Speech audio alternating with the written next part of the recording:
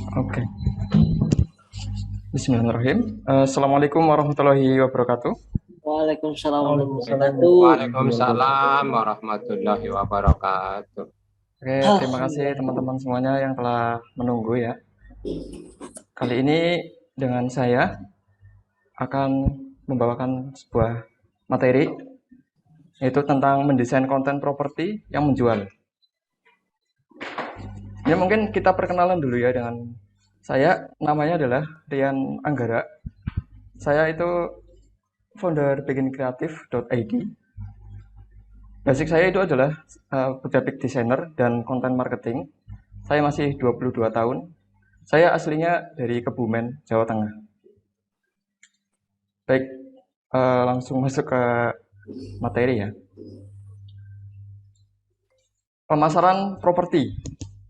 Kini sudah merambah ke dunia digital. Pertumbuhan teknologi yang cepat juga diiringi dengan kebutuhan tempat tinggal yang meningkat. Itu adalah awal yang baik untuk melakukan digital marketing bagi bisnis properti. Seperti yang sedang dilakukan sama teman-teman hunian kita dalam penjualan propertinya. Ini menggunakan digital marketing. Oke, teman-teman, sebelum kita kenal sama konten marketing ya, gimana cara tahap-tahapannya apa saja yang perlu diperhatikan, cara membuat konten ya. Kita perlu sedikit ini nih, belajar dulu tentang funneling dalam marketing ya. Zoom.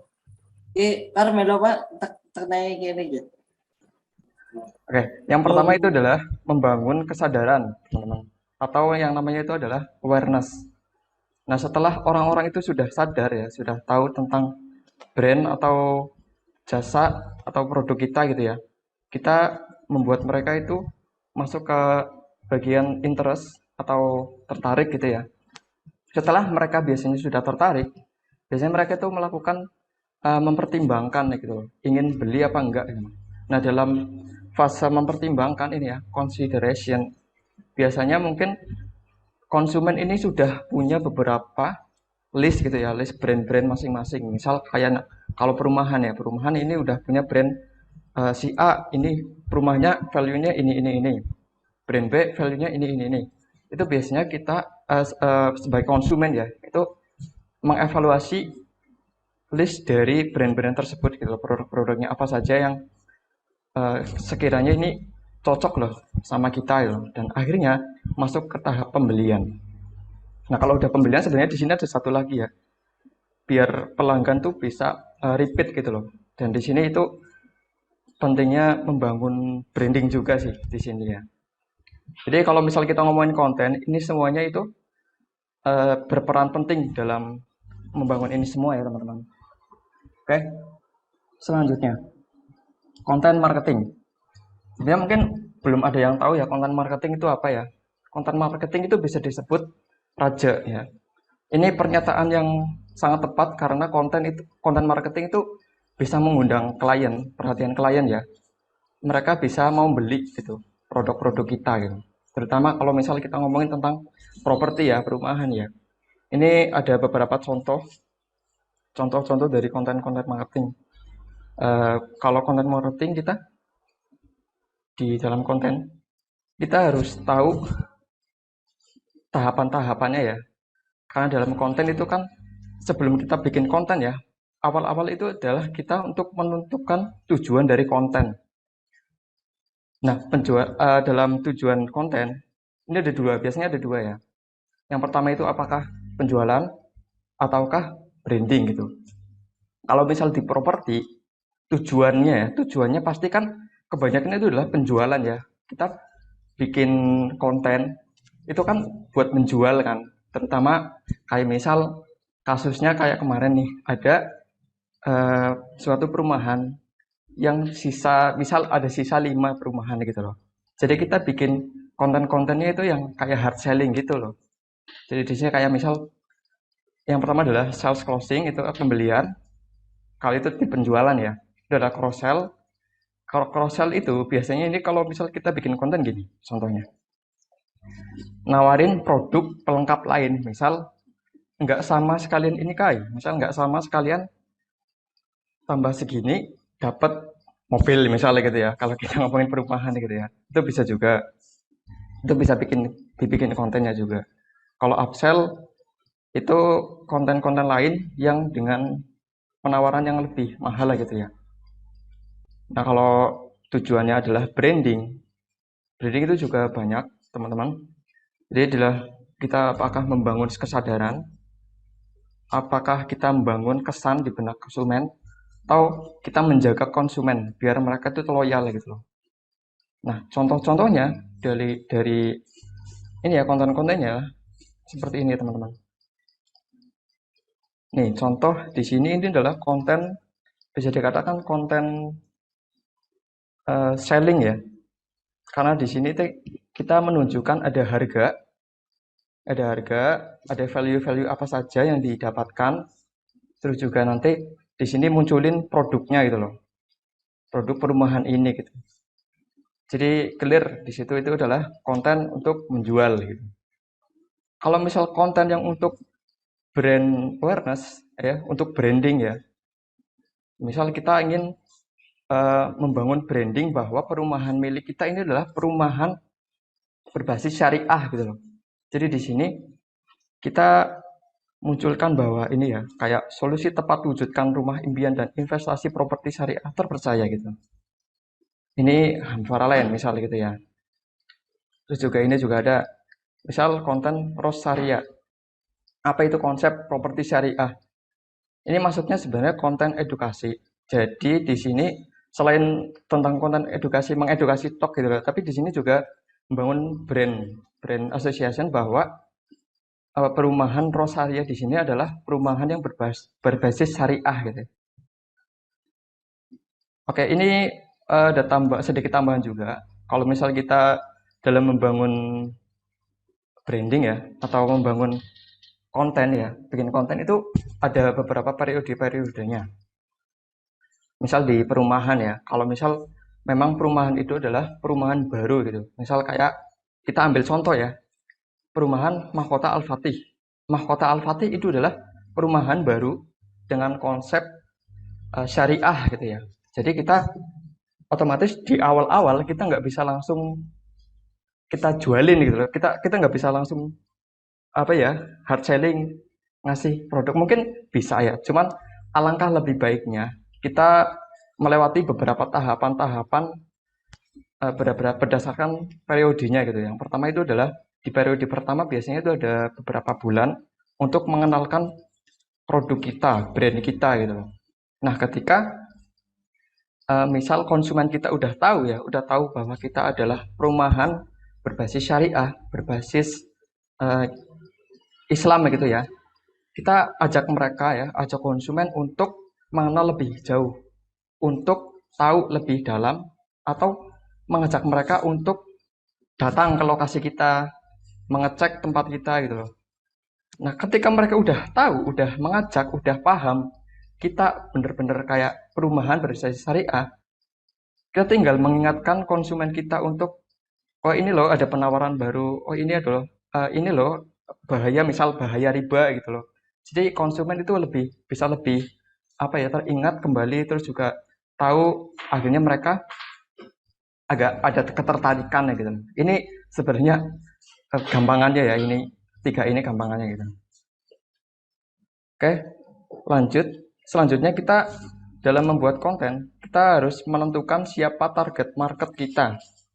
Karena menentukan target market itu penting supaya nanti kontennya bisa lebih tajam sekaligus mengena ke segmen-segmen yang ingin kita tembak gitu ya misalnya. Nah, segmen target market itu dibagi jadi ada 3. Ada psikologi, berdasarkan psikologi, atau segmen berdasarkan demografi, yang terakhir adalah geografi. Psikologi ini berdasarkan dari minat, gaya hidup, tingkat pendidikan. Kalau demografi, ini jenis kelamin, usia.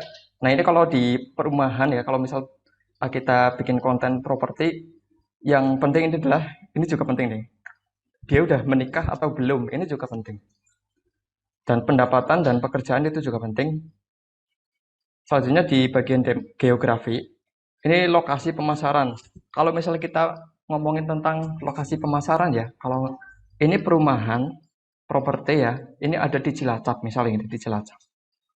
Kita bangun konten paling enggak yang ada hubungannya dengan Cilacap gitu loh. Yang sesuai sama karakter-karakter orang-orang di Cilacap gitu loh. Misal orang Cilacap itu suka ketika kita ngobrolin tentang misal ya pantai Teluk Penyu misalnya gitu. Mereka suka ya.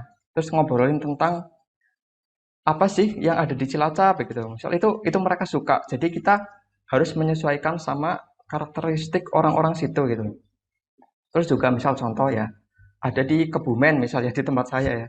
Di Kebumen itu senang ketika desa-desanya itu disebut misal kayak em, desa misal desanya saya desa Kedunguru memiliki potensi-potensi ini gitu loh. Misal di situ ternyata ada perumahan. Jadi orang-orang itu senang ketika kita bahas desa tersebut gitu. Itu tergantung dari karakter orang-orang sekitar gitu. Ini misal ya, saya bikin contoh minatnya adalah investasi syariah. Gaya hidupnya menengah ke atas ya. Tingkat pendidikannya misal S2. Contoh jenis kelamin laki-laki. Usianya 25 sampai 40 tahun. Sudah menikah, pendapatannya 10 juta lebih. Pekerjaannya adalah buruh pabrik, lokasinya di Cilacap. Nah, kalau kita udah tahu ya, udah menentukan buyer persona, ini namanya buyer persona ya, target market. Kita bisa menyesuaikan konten-konten apa saja yang ingin kita buat. Misal ini ya, di atas ini udah menyesuaikan sama buyer persona yang ada di bawah ini. Kayak ini nih, kayak Mahkota Al-Fatih, hunian modern dekat dengan kawasan industri karena di sini kita menyesuaikan target market kita adalah orang-orang yang memiliki pekerjaan di pabrik misal gitu ya. Jadi kita buat perumahan yang kawasan dekat dengan kawasan industri, kita sampaikan, kita komunikasikan melalui sebuah konten yang seperti ini gitu, teman-teman. Nah, selanjutnya di sini juga ada kayak investasi yang diperbolehkan dalam Islam karena kita kan menyesuaikan sama konsumen kita. Konsumen kita adalah target marketnya adalah yang suka dengan investasi syariah. Jadi kita buat konten-konten yang berhubungan dengan hal tersebut gitu ya. Nah di sini juga karena di sini kan lokasinya adalah di Cilacap. Kita tembak orang-orang Cilacap. Jadi di sini kita sebutlah 3 potensi industri yang ada di Kabupaten Cilacap gitu. Pasti orang-orang situ bakal wah ini di Cilacap nih gitu misalnya. Jadi orang-orang bakal lengah gitu istilahnya gitu. Orang-orang bakal sadar. Nah selanjutnya teman-teman, sebelum kita membuat sebuah ide konten, kita harus menentukan jenis-jenis konten apa saja yang akan kita buat secara gambaran besarnya nanti gitu loh. Jenis-jenis konten, kalau dari saya sendiri ya, kalau dari kita itu biasanya ada beberapa jenis konten ya. Contohnya itu adalah jenis konten edukasi. Konten edukasi ini nanti maksudnya masih kayak branding juga sih kalau misal edukasi gitu loh. Edukasi contohnya kayak ini nih. Misal 4 penyebab rezeki tertahan. Kalau kita ngomongin edukasi ini kan sebenarnya edukasi juga, tapi di sini juga membangun branding ya bahwa Paralel ini adalah perumahan yang berbasis Islam. Karena ngomongin tentang rezeki gitu. Terus misal konten interaksi. Konten interaksi ini biasanya kita bikin Q&A atau bikin kayak semacam giveaway. Itu juga ngaruh ke ini ya, engagement ya. Biasanya orang-orang itu bakal lebih tertarik sama konten-konten yang berinteraksinya tinggi. Jadi orang-orang ketika datang ke situ, misal ya, kita kan ngomongin tentang konten ya, konten Instagram ya misalnya di sosial media. Orang-orang bakal senang kalau misal konten-kontennya itu yang interaksinya tinggi. Jadi mereka lebih gampang datang. Selanjutnya itulah konten promosi. Nah, konten promosi ini adalah konten-konten yang ujung-ujungnya adalah untuk mengajak mereka untuk ke penjualan. Biasanya kayak gitu biasanya kalau misal konten promosi. Contohnya kayak misal ini. Inilah konten promosi ya, teman-teman. Selanjutnya adalah konten testimoni. Jenis konten testimoni ini konten yang untuk membangun konsumen itu bisa lebih percaya ke kita gitu loh. Bahwa ini perumahan bener loh. Kayak misal kita bikin video testimoni dari teman-teman yang udah beli perumahan di Rosaria misalnya gitu ya.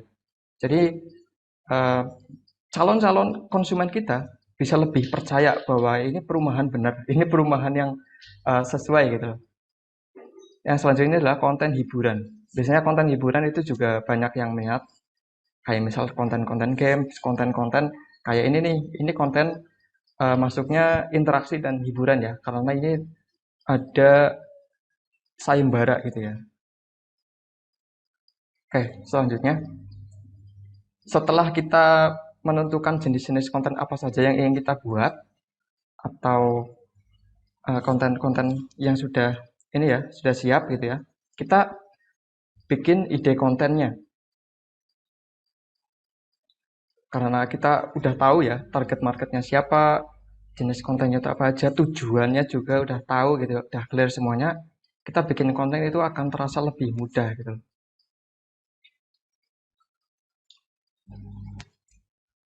Kalau tips untuk biar dapat ide konten secara cepat gitu ya. Biasanya kalau misalnya kita bikin konten kan kadang-kadang bingung kan, ini kontennya tentang apa gitu loh. Jadi yang terutama itulah, yang terpenting adalah ikutin tren atau yang lagi viral lah gitu, topik yang sekarang.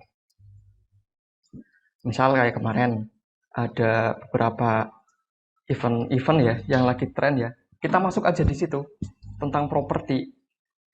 Kayak misal meme-meme juga itu juga bisa sih kita ditaruh di properti karena kita kan konten-kontennya juga kayak lebih fresh gitu. Selanjutnya adalah memanfaatkan momentum hari khusus. Kayak contoh di acara 17 Agustus misalnya di hari kemerdekaan, kita bikin misal paket merdeka gitu ya, paket merdeka. Jadi kita memanfaatkan momentum di hari itu gitu loh. Jadi kemungkinan konten ini bakal lebih dilihat sama orang itu lebih tinggi gitu. Lalu selanjutnya cari referensi ke banyak sumber sosmed lain. Karena kita kan ngomongin tentang properti di sosial media ya. Konten-konten apa sih yang itu ngikutin standar mereka gitu. Biasanya kita ngikutin ke sosial media lain gitu. Kayak biasanya tuh secara umum konten-kontennya tuh bahas tentang apa sih? Looknya seperti apa sih? Kita harus tahu gitu loh. Jadi kita harus banyak referensi gitu loh. Kita banyak referensi. Selanjutnya adalah bikin Q&A dengan audiens. Ini interaksi ya teman-teman. Nah selanjutnya yang terakhir ini adalah kita bikin konten yang terjadwal. Kalau konten terjadwal ini sangat membantu banget ya teman-teman. Karena kalau misal kita bingung bikin konten, kita bikin uh, konten yang terjadwal. Misal hari Senin kita ngobrolin tentang riba, misal lah gitu lah, kalau misal properti ya. Hari Selasa kita ngobrolin tentang bagaimana investasi syariah. Hari Rabu kita ngomongin tentang peluang perumahan, peluang properti di masa mendatang gitu loh. Terus selanjutnya pokoknya dalam 7 hari ini full kita sudah tahu ya jadwalnya itu apa saja. Nah di minggu kemudian, di pekan kemudiannya kita udah tahu karena udah ada jadwalnya ya. Kita tinggal ngulangin aja gitu loh. Ngulangin dengan topik pembahasan yang lain, tapi dengan satu tema yang sama gitu loh. Itu akan membantu sekali dalam kita membuat sebuah konten ya. Nah, oke. Yang kalau misal kita udah tahu, jika ide kontennya udah selesai, konten untuk properti siap untuk dibuat hasil akhirnya, yaitu desain kontennya ya, teman-teman. Nah, oke. Kalau kita ngomongin tentang desain ya, desain dalam properti ya, aspek-aspek yang harus ada dalam desain promosi, hal-hal yang harus ada gitu. Itu adalah yang jelas adalah foto properti ya. Itu udah jelas foto properti di sini. Kayak misal ini nih. Unit rumah Gria Sumengkir. Di sini kan udah ada ya, clear ya rumahnya seperti ini. Jadi orang-orang udah tahu gambarannya seperti apa antar rumahnya. Terus juga lokasinya, ini lokasinya udah jelas. Misal lokasinya dekat dengan pinggir jalan utama, depan bandara, 3 menit ke SPBU. Ini juga ngaruh sekali ya teman-teman. Terus juga biasanya kalau misal kita lebih clear lagi, kita akan taruh harga di sini nih. Harga. Jadi orang-orang tahu bahwa ini rumahnya harganya segitu.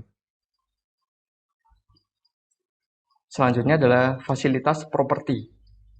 Fasilitas properti ini perlu sekali untuk disampaikan dalam sebuah konten ya. Karena biasanya orang kan itu salah satu hal yang paling penting. Biasanya kalau misal orang nyari rumah, ini rumah berapa sih? Ada kamar tidurnya berapa? Ada kamar mandinya berapa? Ruang tamu ada enggak gitu? Ruang keluarga ada enggak? Jadi kita perlu taruh di konten-kontennya gitu. Misalnya gini nih, ada ruang keluarga, ruang tamu, dua kamar tidur, satu kamar mandi gitu. Terus ada carport juga gitu. Ini perlu disampaikan juga lewat mengkomunikasikan juga ke konsumen lewat sebuah konten desain ini ya. Lalu selanjutnya juga luas bangunan, luas tanah. Ini ada juga di sini. 36/88 misalnya ya. Terus juga untuk akses fasilitas umum terdekat. Nah, ini kalau misal kita bikin konten ya, fasilitas umum terdekat, ini biasanya kita nggak pakai jarak ya, nggak pakai jarak. Misal kayak gini nih. Di sini kan ada contoh, pinggir jalan utama, depan bandara. Nah, di sini kita nggak pakai jarak biasanya. Kita lebih lebih apa ya, lebih ngena kalau misal kita menggunakan waktu. Kayak misal nih, 3 menit ke SPBU.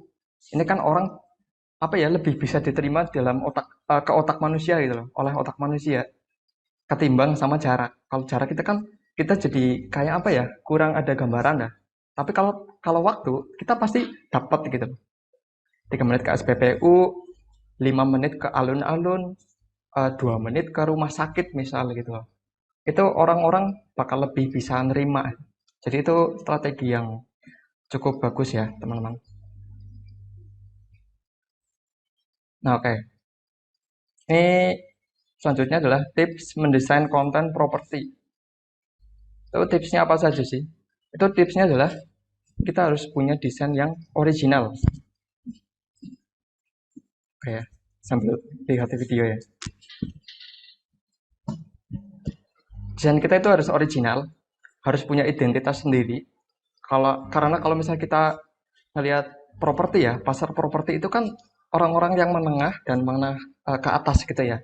Jadi paling enggak kita harus punya identitas sendiri gitu. Misal kayak Mahkota Al-Fatih ini kan kita buat dia itu punya look sedemikian rupa, logonya juga kita buat sedemikian rupa, menyesuaikan dengan pasarnya karena kita kan melihat juga rumahnya itu adalah rumah yang modern, rumah yang masa depan gitu istilahnya ya, karena kan pasarnya itu ke atas. Jadi kita buat desainnya itu ya looknya profesional. Yang bikin looknya profesional itu apa sih? Yang bikin looknya profesional itu adalah yang pertama adalah teman-teman itu kelihatan clean, jelas bahwa ini rumahnya udah kelihatan jelas, terus nggak terlalu banyak apa ya, nggak terlalu banyak pernak-pernik gitu loh. Nah kalau misal kita ngelihat ini ya, ini kan di sini kan nggak terlalu banyak desainnya ya, nggak terlalu banyak pernak-perniknya ya, clean gitu loh. Ini warna putih, ini produknya di sini, rumahnya ya. Terus kita buat desainnya yang sedemikian rupa gitu loh, menggunakan font-font yang kita pilih juga gitu. Di sini juga kita buat ada ini ya, grafik-grafisnya juga perlu kita perhatikan. Nah, selanjutnya adalah buat headline yang terlihat clear dan kuat. Karena di sini ya, kalau misalnya kita lihat desain yang sebelumnya, misalnya gini nih. Ini kan headline-headline-nya ini kan clear juga loh. Kayak rumah nuansa Bali, Harjamukti, Cimanggis. Unit rumah Gria Sumangkir. Jadi orang-orang itu langsung dapat gitu loh. Ketika ngelihat headline-nya kan, headline itu kan dalam desain itu hal yang pertama kali kita baca, pertama kali kita lihat. Jadi itu harus clean. Oke. Oke. Selanjutnya kalau misal kita membuat desain, kita juga harus memperhatikan penggunaan gambar. Usahakan sekali ya teman-teman kalau misal kita kita kan biasanya kan desain properti itu untuk orang Indonesia. Paling tidak kita membuat menggunakan gambar yang orang Asia gitu ya. Orang Asia lah minim-minim. Kayak misal ini nih. Tadi kan saya membuat, nah misal ini contoh kemarin sebenarnya masih jadi PR ya, karena ini bukan menggunakan orang Asia ya.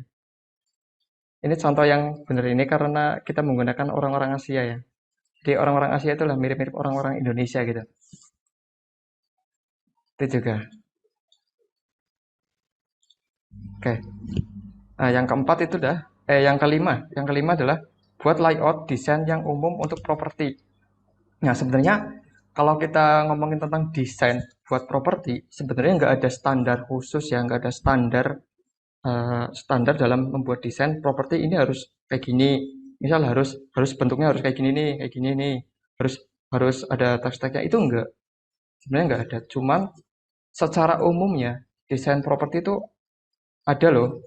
Umumnya itu seperti apa? Sepertinya umumnya adalah seperti yang biasanya seperti ini gitu loh, teman-teman. Jadi ada logo, ada di sini ada headline-nya juga, ada teks yang kita tonjolkan juga di sini adalah gambar produknya, gambar perumahannya itu di sini. Jadi layoutnya minimal kita menggunakan layout yang umum di pasaran ya gitu loh.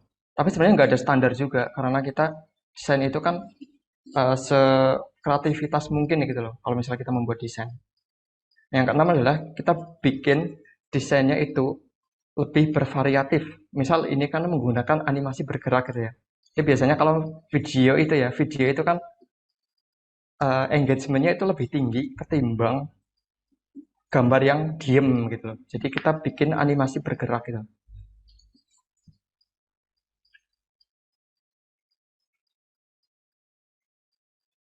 Sebenarnya kemungkinan orang untuk membaca ini kan lebih tinggi karena kita kan kayak apa ya, kayak terpesona sama animasinya gitu loh. Jadi kemungkinan orang bakal baca ini lebih tinggi ya. Kemungkinan orang bakal nonton lebih sampai akhir itu lebih tinggi ketimbang kita bikin konten-konten yang carousel gitu ya. Carousel itu kemungkinannya lebih tinggi juga, cuman kalau misalnya dibandingkan dengan video itu lebih tinggi video gitu, teman-teman. Baik, selanjutnya aplikasi dan website yang bisa menunjang teman-teman untuk mendesain ya. Karena misal kita kan menggunakan aplikasi-aplikasi yang katakan kita lihat Adobe ya, Adobe Photoshop atau Adobe Illustrator itu kan terlalu tinggi harganya ya. Terus juga kita ngomongin tentang perumahan syariah ya. Perumahan syariah itu kan ya syariah gitu loh, Islam gitu loh.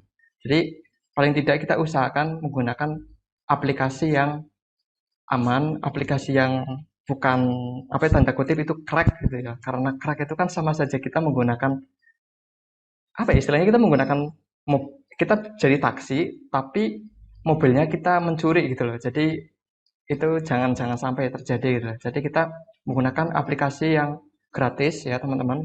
Contohnya itu adalah seperti Canva.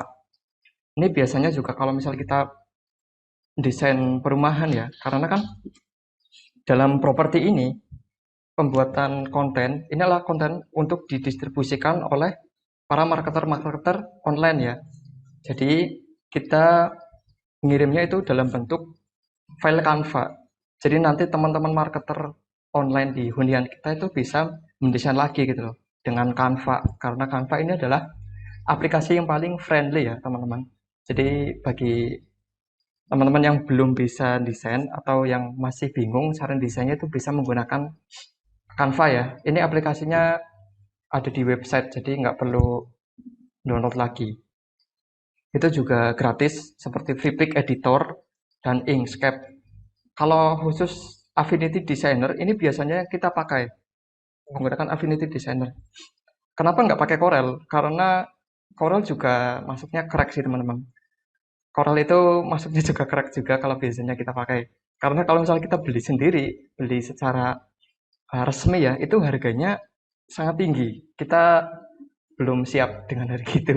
Jadi kita menggunakan Affinity Designer yang harganya jauh lebih murah. Baik teman-teman, untuk menutup materi di siang hari ini ya, ini adalah ada satu quotes dari Pak Subiakto yang saya sangat suka ya, ngobrolin tentang konten.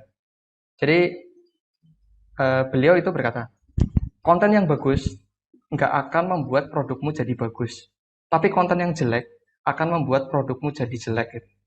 Ini keren banget sih kata-katanya. Baik, cukup sekian dari saya. Terima kasih. Mungkin selanjutnya akan dilanjutkan oleh ini ya, Mbak Firma. Silakan. Terima kasih. Mas, terima kasih. Untuk teman-teman mitra semua, jika ada pertanyaan bisa ditulis via chat atau open mic ya. Buat raise hand juga bisa.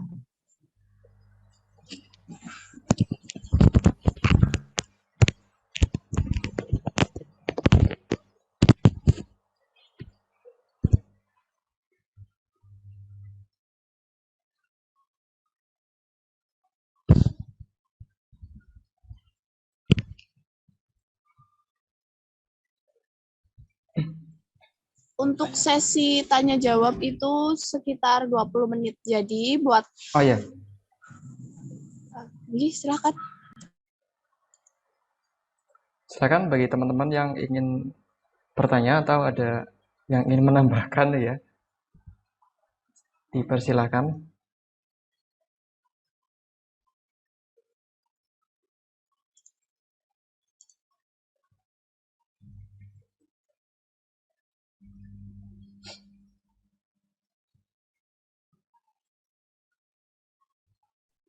Oke, saya mau nanya lah. Oh ya, monggo, Mas Fajar ya. Ya, salam kenal Mas Rian Anggara ya. Oke, salam kenal Mas. Ya. Saya mau nanya mengenai itu aplikasi yang dipakai untuk desain itu kira-kira yang paling familiar buat kita itu yang mana sih dari semua yang tadi disebutkan itu? Oh ya,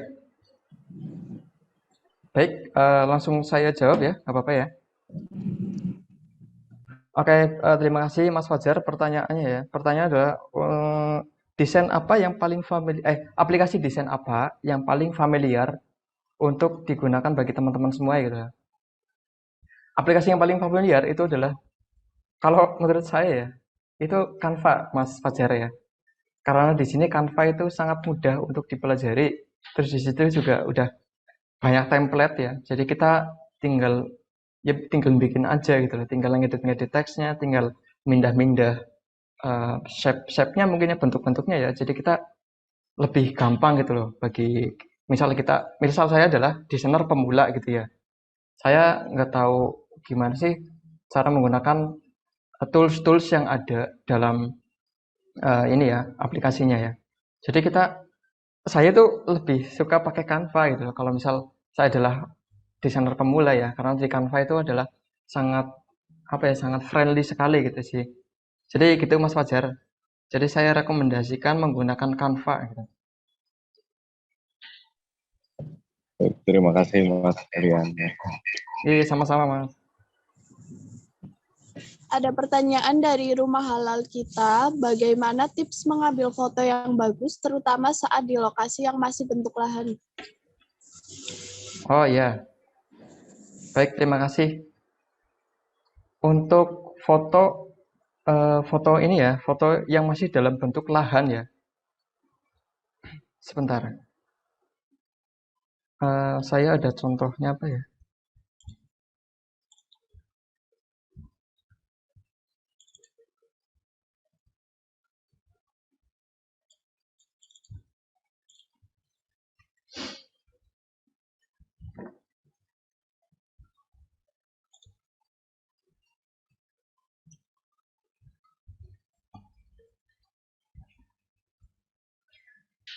Baik, gimana sih cara membuat foto ya, memfoto sebuah tempat yang itu masih dalam bentuk lahan ya teman-teman.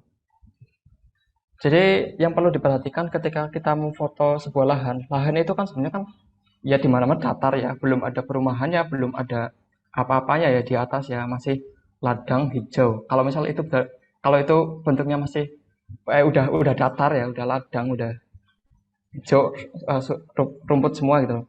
Itu bagus. Karena apa? Karena itu lebih laku ya, lebih lakunya itu tinggi.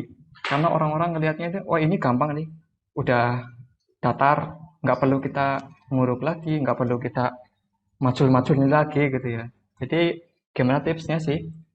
mengambil foto-fotonya adalah, kalau bagi saya sih itu fotonya di berbagai shoot ya. Karena kan beberapa yang perlu diperhatikan ketika itu tanah ya. Orang-orang kan memperhatikan itu adalah yang pertama aksesnya, tempatnya itu di mana gitu loh. Terus yang kedua adalah sebelah kanan kirinya atau depan belakang samping-sampingnya loh. Itu apa sih gitu loh. Apakah sampingnya tanah juga atau sampingnya itu adalah perumahan, rumah yang udah jadi, atau sampingnya itu adalah sungai. Itu perlu dikeluarkan, perlu kita komunikasikan melalui fotonya itu tersebut tadi. Jadi yang perlu tips yang perlu diperhatikan adalah foto dari angle yang kelihatan sampingnya. Ya tadi itu, sampingnya, misal sampingnya sungai, ya nggak apa-apa kita foto bahwa ini dekat sungai gitu. Misal sebelahnya adalah rumah sakit, tanahnya adalah sebelahnya adalah puskesmas. Ya kita foto aja, ini dekat puskesmas, tapi nggak perlu kita sampaikan ya. Jadi fotonya itu udah menyampaikan sendiri gitu loh. Jadi gitu, tips dari saya ya. Jadi kita foto yang kelihatan samping-sampingnya itu apa. Jadi gitu Mbak. Oke, terima kasih. Untuk Pak Hakam, file materi akan dibagikan jika sudah mendaftar di link sebelumnya, waktu sebelum Zoom. Nanti akan dibagikan via WhatsApp.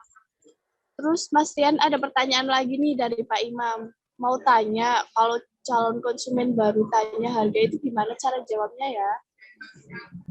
Gimana? Mungkin bisa diulang? Sorry. Iya, dari Pak Imam Widianto.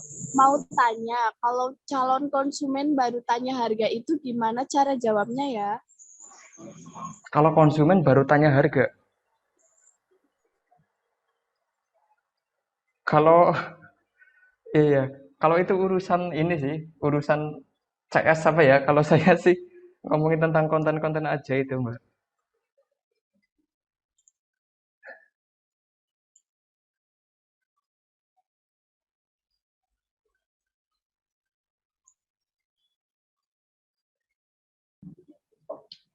Untuk Pak Imam Widianto, kalau calon konsumen baru tanya harga, itu kemungkinan beliau minat tapi masih kepo-kepo dulu gitu loh Pak. Pak Imam juga nanya aja, kalau konsumen nanya harga, ditanya aja untuk DP-nya di budget berapa, untuk cicilannya berapa. Jangan sampai konsumen itu tanya terus ke kita, tapi kita nggak balik nanya, Pak. Sama lebih mendekatkan lagi ke konsumen. Maksudnya pendekatannya dilebihkan lagi. Ya intinya. Untuk Mas Diki ya, angkat tangan silahkan. Mas Diki bisa open mic.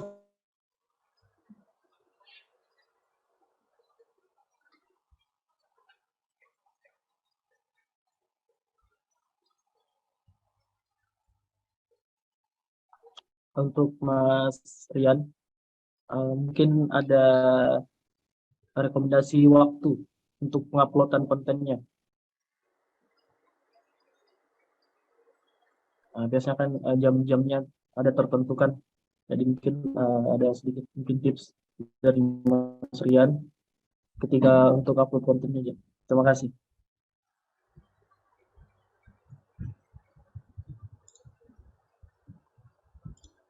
Baik, terima kasih pertanyaan dari Mas Diki.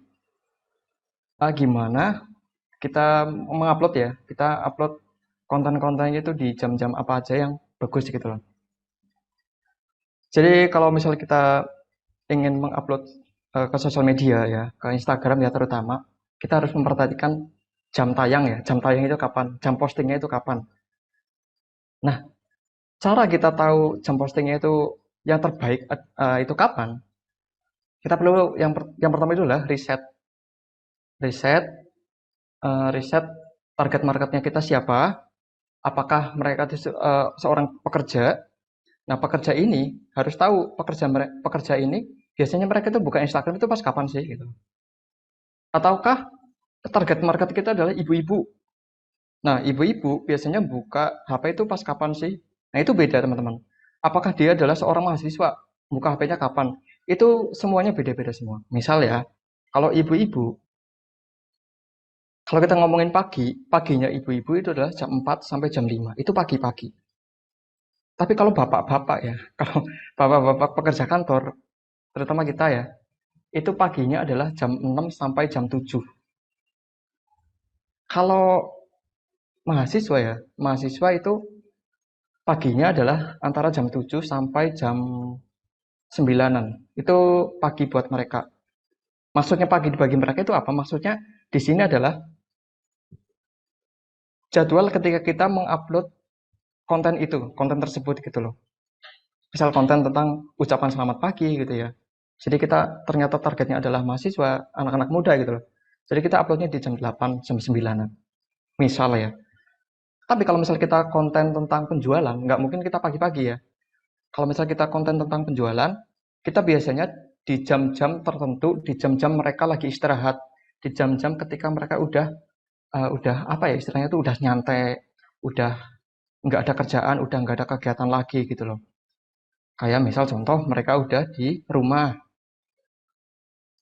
posisi udah pulang kerja, itu di jam antara maghrib sampai isya. Atau kalau misal kita bikin lebih luas lagi antara jam 5 sampai jam 8. Jam 5 sampai jam 7, sorry. Jam 5 sampai jam 7, biasanya mereka lagi aktif-aktifnya scroll Instagram, scroll WhatsApp, begitu ya. Itu jam-jam yang bagus buat kita posting konten gitu loh. Jadi gitu, Mas Diki. Jadi kita posting di jam-jam yang pas mereka itu buka, yang sekiranya mereka lagi buka HP gitu.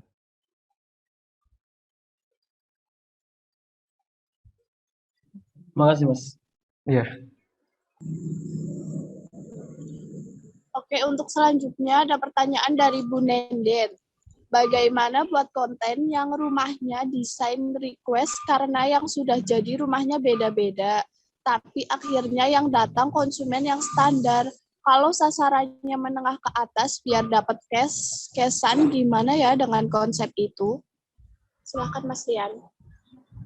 Hmm,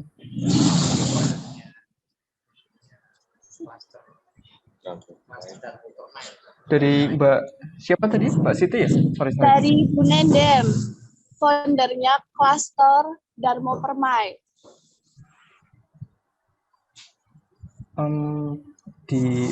Ada di chat ya Mbak ya? Sorry ya Mbak. Ada, nggak apa-apa Mas. Ini diulang aja atau gimana? Ya boleh diulang lagi deh. Tadi Oke. saya nggak memperhatikan.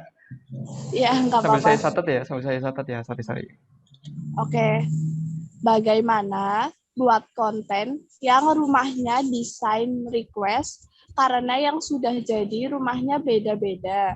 Tapi akhirnya yang datang konsumen yang standar. Kalau sasarannya menengah ke atas, biar dapat cash-cashan gimana ya dengan konsep itu? Oke. Berarti gimana cara bikin konten yang rumahnya itu desainnya adalah desain by request? Karena rumahnya yang sudah ada itu adalah beda-beda. Karena yang datang itu adalah ini ya, masih menengah di tengah gitu ya. Belum yang menengah ke atas. Oke. Jadi kalau misal kita bikin konten ya, yang situasinya adalah properti itu adalah properti yang desainnya suka-suka, desainnya by request. Jadi kita biasanya menggunakan model rumah yang paling bagus sih, Mbak. Kita menggunakan model rumah yang paling bagus karena kalau misal kita menggunakan rumah, biasanya kan kalau rumah itu kan ada standarnya ya, rumahnya itu standarnya seperti ini. Ya, kalau misal kita ternyata desainnya adalah by request, kita menggunakan rumah yang paling bagus di situ gitu loh. Yang sekiranya rumahnya itu adalah sesuai dengan target market yang menengah ke atas. Jadi gitu, Mbak.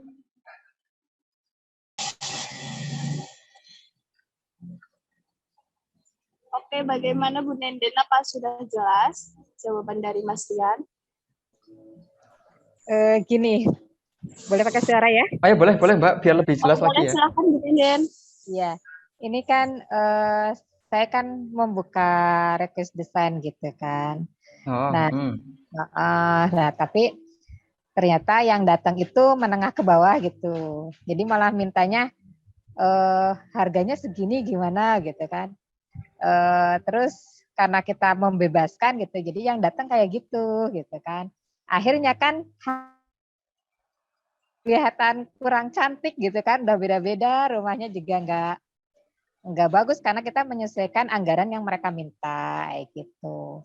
Nah, yang saya tanyakan kan kalau misalnya dengan cara konsep desain suka-suka, tapi akhirnya kita mendapatkan menengah ke atas ya gitu, sehingga mereka mau membuat rumah dengan harga yang besar gitu kan, dengan harga yang lumayan gitu, terus dan dapat kes-kesan gitu akhirnya. Atau kalaupun tidak kan, paling tidak kan ketika sudah jadi kan kelihatan bagus. Padahal kan lokasinya strategis loh yang punya saya itu, yang di Darmo itu. Mohon maaf. Makasih. oh ya. Baik, terima kasih Bu Nenden. Oke. Ini udah jelas ya. Jadi gini, sorry tadi namanya apa ya? Di Darmo ya, klaster Darmo ya? Iya, klaster Darmo. Ya, klaster Darmo. Kalau di klaster Darmo ini, itu perumahannya apakah ada ininya nggak? Ini kan desain suka-suka ya, berarti kan by request dari konsumennya itu. Ini tetap ada standarnya nggak itu? Kayak standar rumahnya seperti ini. Ntar kalau misal saya minta request, kalau misal request gitu, ini bentuknya kayak gini gitu. Apakah ada standarnya gitu? Itu ada nggak, Bu Denden? Iya, tetap sih ada. Kita desain yang kita tawarkan loh.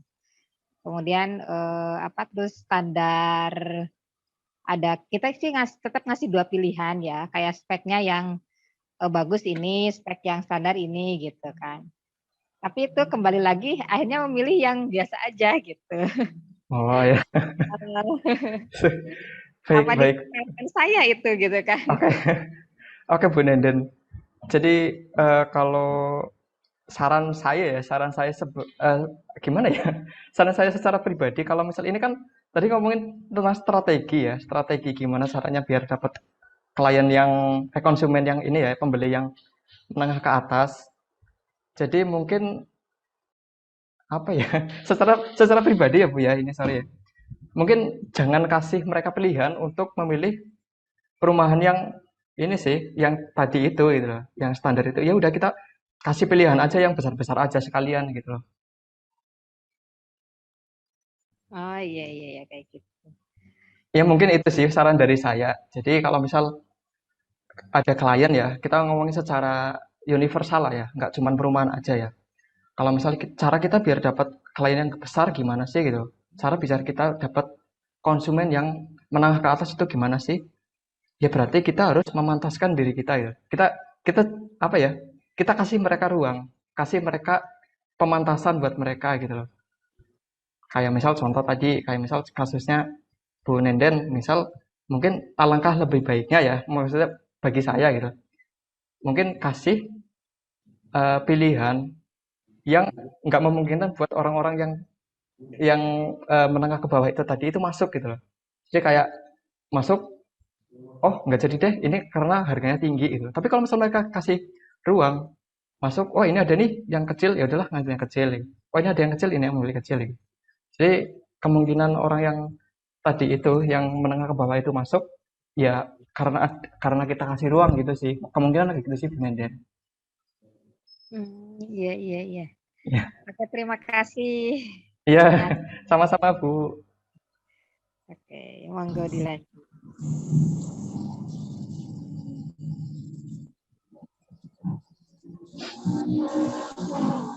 Oke, sudah jelas ya untuk Bu Denden.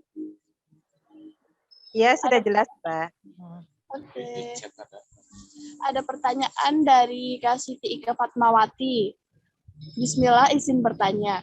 Apakah ada metode khusus dalam pembuatan suatu konten untuk memaksimalkan kita dalam berjualan atau mempromosikan produk? Silahkan Mas Rian. Oke, kalau strategi khusus dalam membuat konten. Itu tadi kayaknya udah aku jelasin apa ya di awal ya. Kalau dari aku sendiri sih tadi itu ya, kayak misal dalam membuat konten, kan ada 3 tahapan. Kalau misalnya kita ujung-ujungnya adalah penjualan, ngomongin tentang penjualan, itu bisa teman-teman. Dengan persyaratan, syaratnya adalah orang udah tahu produk kita, orang udah tahu kita itu jualan apa gitu. Jadi kemungkinan closing, kemungkinan orang itu beli produk kita itu lebih tinggi.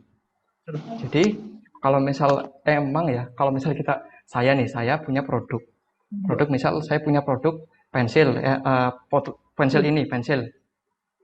Orang belum tahu bahwa saya itu jualan pensil. Ini apa sih? Ini pensil apa sih? Ini ternyata pensil yang bisa mengeluarkan, yang isinya itu udah kuat, bisa tahan lama selama 10 tahun nih gitu loh. Tapi kan orang nggak tahu kan kalau misalnya kita langsung jualan nih, kita langsung jualan. Tapi orang lebih suka ketika kontennya itu adalah soft selling. Ya, soft selling. Kalau misalnya kita soft selling itu adalah konten yang ada ceritanya. Jadi orang itu nggak kerasa kalau dia itu lagi dijualin gitu.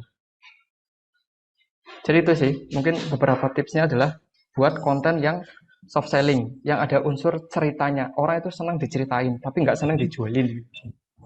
Jadi kalau misalnya caranya tadi, misalnya gimana caranya biar bikin konten, ada strategi bikin konten biar penjualannya itu langsung dapat gitu, adalah dengan cara story, ada unsur story-nya gitu, ada unsur ceritanya. Itu insya Allah dapat sih. Jadi gitu Mbak. Oke, sudah jelas ya untuk Kasiti jawaban dari Mas Rian. Pertanyaan selanjutnya ada dari Pak Tanda. Ya kan? Salam kenal Mas Rian. Info dong dapetin foto PNG model manusia dan sketsa properti yang free di mana ya? Mbak, harus Baik, untuk sketsa foto PNG model manusia yang free itu dari mana? Kalau kita itu biasanya dapat dari Freepik. Ya, saya tulis aja ya di sini ya. freepik.com.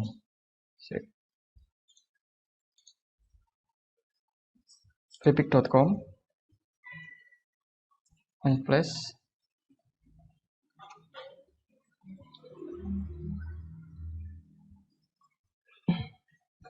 Sorry.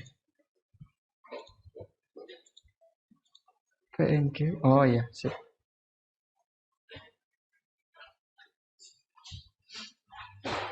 Oke, jadi itu Mas siapa tadi? Mas Tandang ya, Mas Tandang. Ini beberapa situs yang bisa dipakai, yang biasanya saya pakai juga untuk mendapatkan beberapa stok PNG orang-orang yang bisa kita gunakan di dalam sebuah desain ya, desain properti khususnya gitu loh. Biasanya saya menggunakan Freepik sih, karena di situ banyak orang-orang Asia yang bisa kita download dalam ukuran yang lumayan HD ya. Jadi gitu.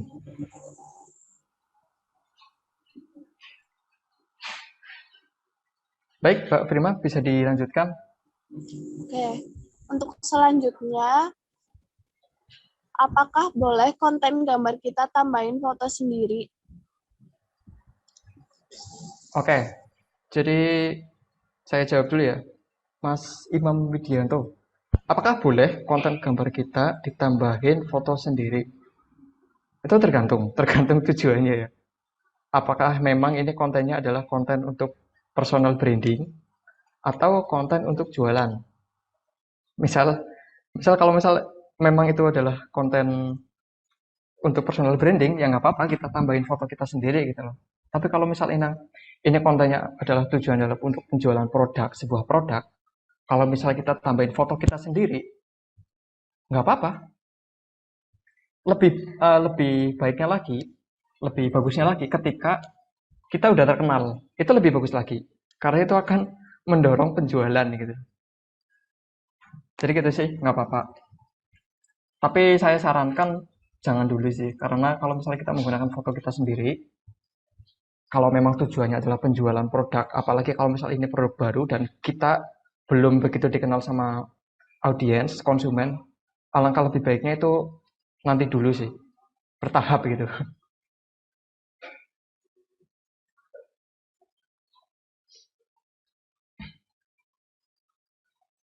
Dan juga kalau misalnya kita nge-branding produk kita, misalnya konten produk kita dengan foto kita sendiri, dengan kita, misal kita jualan tentang jualan snack ya, tapi snacknya adalah snack Ibu Fatimah misal ya, yang foto adalah Ibu Fatimah misalnya gitu. Nah, kalau misal snacknya suatu saat ini terjadi, kalau misal kita produk itu kan kemungkinan kemungkinan dia naik turunnya itu adalah lebih kecil ya, maksudnya dalam dalam artian dia terkena kasus ya gitu loh. Tapi kan kalau manusia itu kan lebih gampang gitu. Jadi saya sarankan mending kalau misal emang mau jualan produk ya produk aja, tapi kalau misal mau personal branding ya personal branding aja gitu. Jangan jangan menyatukan dua itu gitu. Jadi nggak apa-apa sih. Monggo dilanjutkan.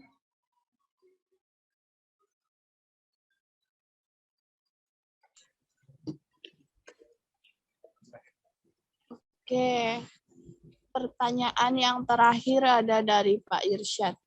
Perpaduan warna apa yang bagus untuk membuat desain banner yang dipasang di jalan-jalan? Serta seperti apa sih headline yang bagus di banner? Oke, terima kasih pertanyaannya ya. Bentar.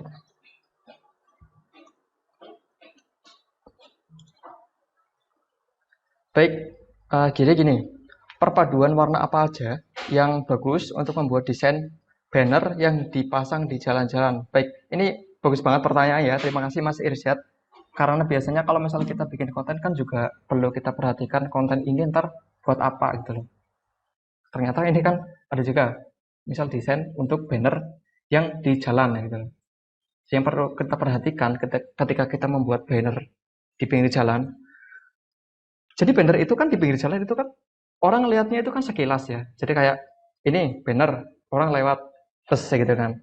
Jadi kemungkinan lihatnya itu sampai selesai itu lebih kecil. Jadi perpaduan warna apa aja yang bagus buat desain di banner di jalan itu adalah warna yang terang. Warna yang terang, yang gampang dilihat, yang gampang dibaca oleh orang-orang yang sekiranya itu orang kayak lihat sekilas itu udah baca gitu, udah tahu gitu. Itu yang dipasang di jalan. Kalau warna-warna yang bagus itu contohnya Tosca, biru, kuning, merah, itu bagus. Itu warna yang bagus buat di pinggir jalan. Karena itu warna yang sangat mengganggu, itu warna yang mengganggu ya, terutama warna yang mengganggu itu istilahnya buat mata itu. Terus bagaimana untuk headline-nya? Headline yang bagus. Nah ini kalau headline yang bagus, kalau di banner ya, itu ada dua sih yang perlu diperhatikan. Yang pertama adalah kejelasannya, maksudnya dalam artian kejelasan kita membacanya. Yang kedua adalah isi kontennya, headline-nya itu sendiri gitu loh. Kalau gimana headline biar kelihatan jelas, itu menggunakan font yang tebal, font yang besar, terus juga ukuran yang gede. Jangan pakai font yang terlalu rumit ya, jangan pakai font yang kayak abstrak, font yang terlalu susah dibaca lah. Pakailah font yang gampang dibaca, karena itu ntar orang-orang lewat gitu kan sekilas lihat banner. Jadi orang lihat sekilas lihat banner langsung bisa baca gitu. Nah yang kedua, kalau ngomongin tentang konten ya, headline itu ntar ada pembahasannya lagi. Kalau headline itu adalah yang bagus adalah ketika kita ngomongin tentang masalah, langsung masalah gitu, dan langsung memberikan solusi. Misal kalau headline dalam properti itu kan iklan ya, misal iklan, headline-nya gini, cari rumah yang syariah, ini solusinya, misalnya gitu, itu headline yang bagus gitu, misalnya gitu. Terus juga ada contoh headline-headline yang lain, tetap lancar di bulan puasa meskipun meski macet ya gitu, misalnya gitu, itu bagus juga, konten-konten yang seperti itu gitu, ngomongin tentang headline. Jadi yang bagus tadi adalah warna yang terang, terus juga headline-nya yang bagus adalah yang besar dan gampang dibaca. Gitu ya teman-teman. Gitu Mas Irsyad, terima kasih. Ada tambahan pertanyaan Mas Rian dari Pak iya. Irsyad. Saya suruh banner yang jalannya direkomendasikan berapa ya Mas? Oh iya. Tergantung sih. Kalau biasanya size huruf banner di jalan yang direkomendasikan itu kalau aku nggak ada standarnya sih, menyesuaikan ukuran banner aja. Kalau misal bannernya memang ukuran em, berapa ya, 100 kali 200, ya kita menggunakan yang sekiranya itu fontnya besar lah, bisa menutupi antara antara 100 itu gitu loh. Misal bannernya segini 100, ya fontnya ukuran size hurufnya segini gitu loh, besarnya segini. Jadi kayak memenuhi banner itu gitu loh, biar gampang dibaca. Jadi gitu sih, Mas Irsyad. Oke. Ada satu pertanyaan yang terakhir nih, Pak Afif. Tadi disebutkan macam-macam konten. Nah, perbandingannya berapa persen nih untuk kontennya masing-masing? Konten edukasi berapa persen, promosi, dan lain-lain. Dan itu dalam setiap berapa hari? Silakan Mas Rian. Baik, terima kasih pertanyaan Mas Afif ya, Mas Afif Muhtar. Baik, kalau untuk konten ya, konten itu kan tadi udah saya jelaskan kalau konten itu adalah ada penjadwalannya ya. Ini tergantung juga dari secara universal aja lah ya, secara universal.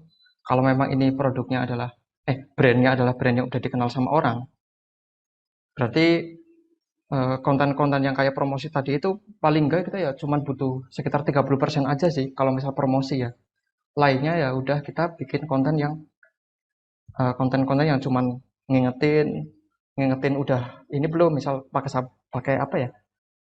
Aqua lah, misal Aqua lah ya. Aqua udah minum belum hari ini gitu loh. Terus juga kalau misal properti udah nabung cicilan buat ini belum, udah nabung belum buat cicilan rumah besok gitu. Selain gitu. Terus kalau misalnya emang ini produknya belum dikenal sama orang, produknya ternyata masih baru ya, kayak perumahan-perumahan baru, konten promosinya itu lebih kenceng, sekitar ada 50%-an. Nah, dan sisa-sisanya itu konten-konten kayak edukasi, konten-konten cerita, gitu, konten-konten kayak yang tadi itu kayak lebih ke branding gitu sih, lebih mengenalin produk kita gitu sih. Dan dalam setiap hari, beberapa hari, em,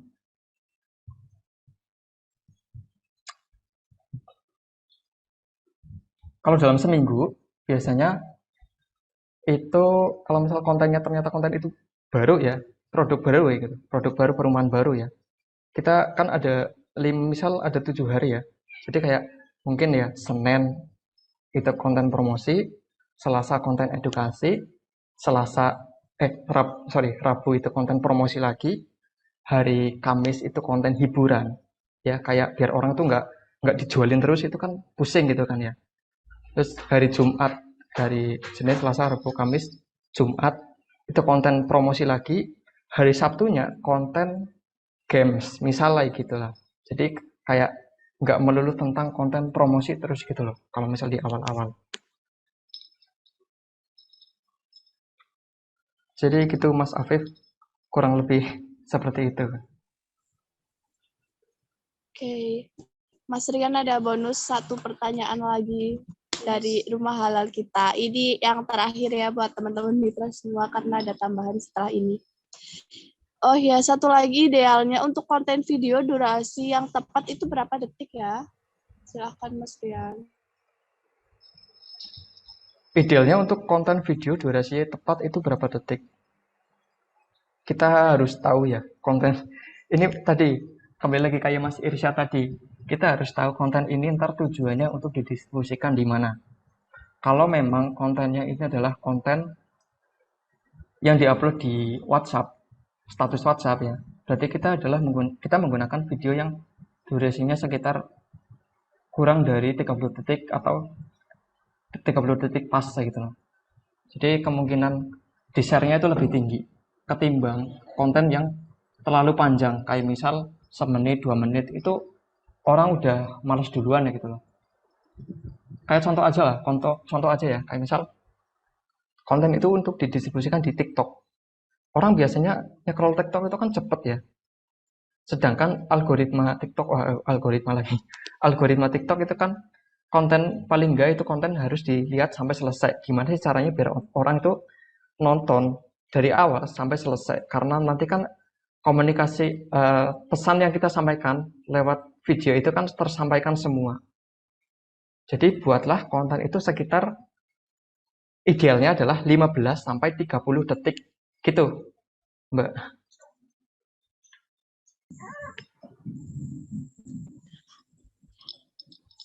Oke, terima kasih Mas Rian. Baik, sama-sama. Assalamualaikum warahmatullahi wabarakatuh. Selamat datang di channel Hunian Kita.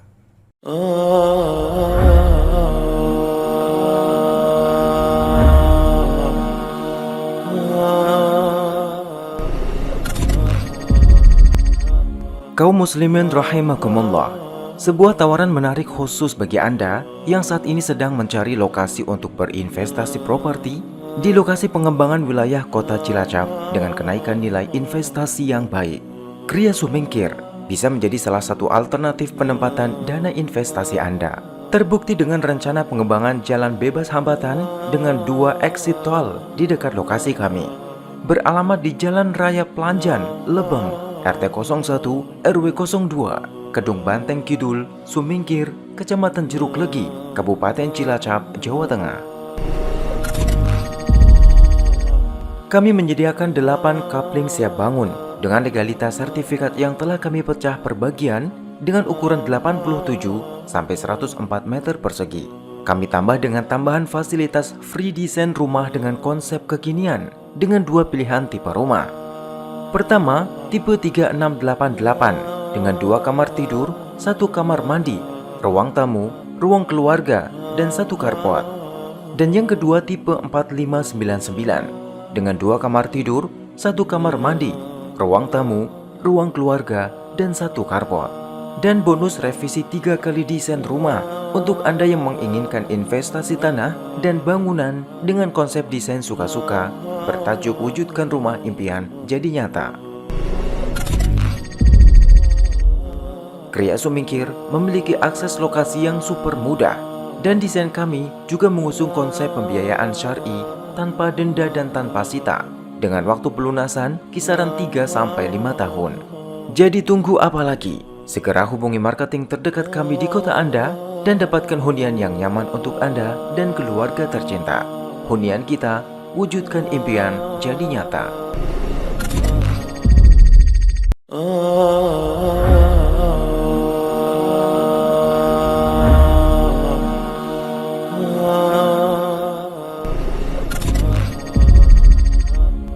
Assalamualaikum warahmatullahi wabarakatuh. Untuk Anda yang saat ini dalam pencarian hunian terbaik di kawasan Banyumas, telah hadir Hamfara Land Sokawera, hunian Islami terbesar di Jawa Tengah. Ini adalah jawaban dari pencarian Anda selama ini. Hamfara Land Sokawera merupakan kawasan Islami terbesar di Jawa Tengah yang strategis di pusat pertumbuhan ekonomi di Banyumas. Jauh dari kebisingan, udara segar, view yang indah, juga memiliki akses ke berbagai lokasi dengan mudah. Ini adalah proyek kawasan bersama dari member developer properti syariah DPS yang sudah berdiri sejak tahun 2014. Kami pastikan Anda akan mendapatkan kenyamanan dalam transaksi syariah, sebab kami berkomitmen menjaga nilai-nilai syariah sehingga transaksi bersama kami tanpa riba, tanpa denda, tanpa sita, tanpa asuransi, tanpa BI checking, dan tanpa akad batil. Hamfara Land Sokawera merupakan perumahan seluas 6,8 hektar dengan 5 klaster berkonsep syariah yang tidak hanya sekedar tanpa riba saja. Hamfara Land Sokawera menawarkan rumah kawasan Islami dengan fasilitas istimewa yang menerapkan prinsip eco-living, keseimbangan alam, harmonisasi, dan lingkungan yang baik. Kami menawarkan 5 klaster dengan sistem pembangunan bertahap, dan pada klaster pertama, kami sajikan 4 tipe rumah terbaik kami untuk Anda. Rumah tipe 3060 tersedia 30 unit eksklusif. Rumah tipe 3672 tersedia 30 unit eksklusif. Rumah tipe 50105 tersedia 10 unit eksklusif. Rumah tipe 60-105 tersedia 11 unit eksklusif, serta ruko tipe 75-60 tersedia 18 unit, sehingga kami memiliki total 99 unit untuk Anda. Untuk menunjang kenyamanan, kami menyediakan 7 fasilitas istimewa lainnya di Hamfara Land Sukawera. Di antaranya, Masjid Jami', Taman Pendidikan Al-Quran, greenhouse komunal, gardu pandang, playground, panahan, lapangan, hingga jogging track semua tersedia di sini. Jangan lewatkan kesempatan memiliki hunian dengan lingkungan Islami terbaik di Jawa Tengah ini. Jadi tunggu apa lagi? Segera hubungi marketing terdekat kami di kota Anda dan dapatkan hunian nyaman untuk Anda dan keluarga tercinta. Wassalamualaikum warahmatullahi wabarakatuh.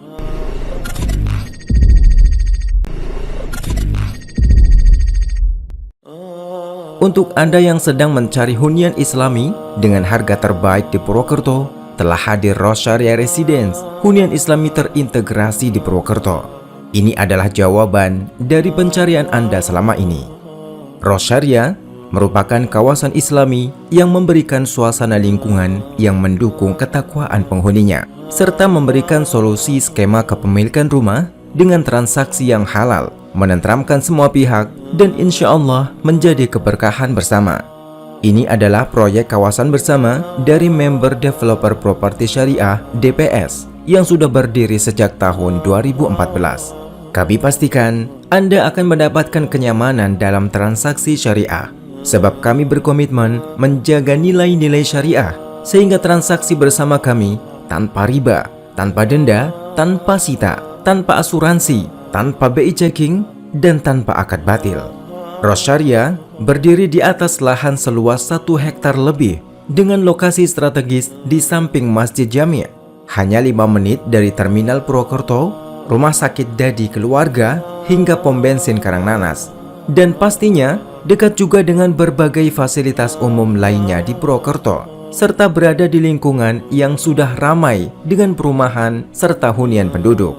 Kami hadirkan 2 tipe rumah idaman terbaik kami untuk Anda. Rumah tipe 30-60, harga paling terjangkau dengan kualitas bangunan terjamin serta desainnya yang kekinian. Rumah tipe 3672 hadir dengan desain unik, memberikan opsi penambahan ruang mezzanine, menjadikannya rumah 1 lantai serasa 2 lantai. Sebagai penunjang kenyamanan Anda, kami siapkan fasilitas kawasan yang dapat Anda nikmati bersama keluarga tercinta. Di antaranya, masjid, playground, panahan, gazebo, taman, eco and zam community, didukung one gate system, CCTV, dan security. Jangan lewatkan kesempatan memiliki hunian dengan lingkungan Islami terjangkau di Purwokerto ini. Jadi tunggu apa lagi? Segera hubungi marketing kepercayaan Anda.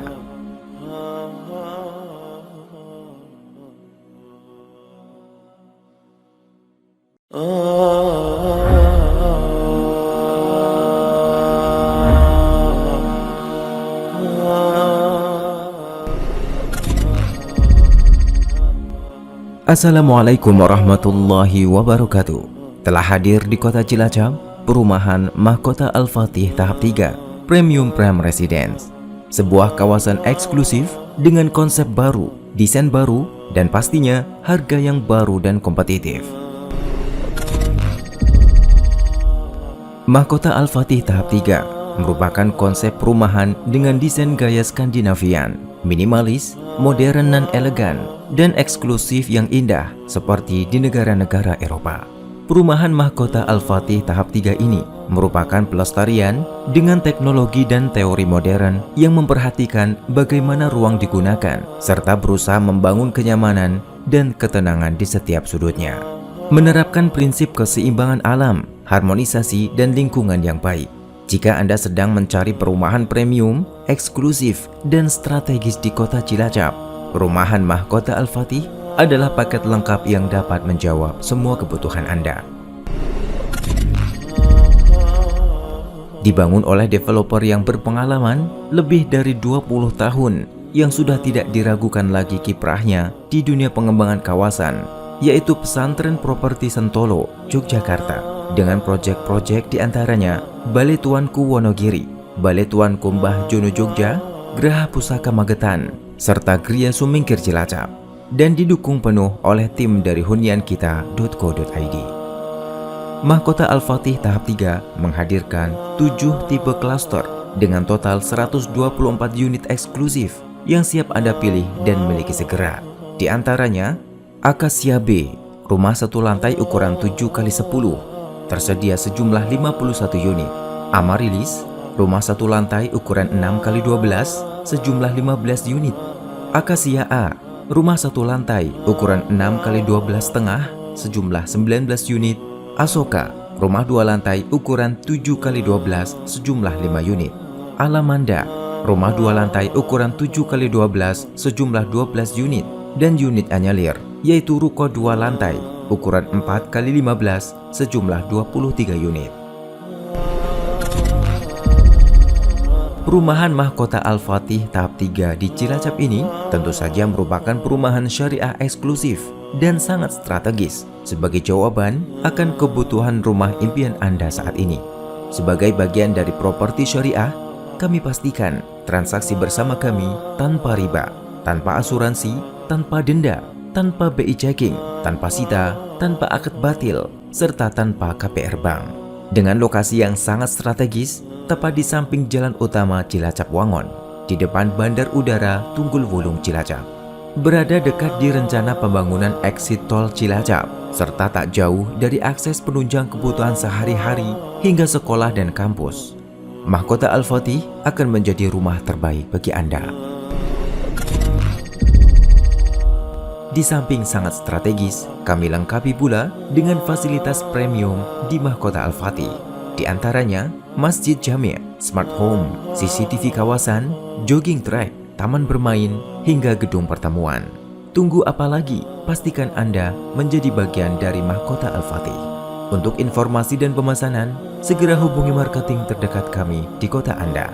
Wassalamualaikum warahmatullahi wabarakatuh.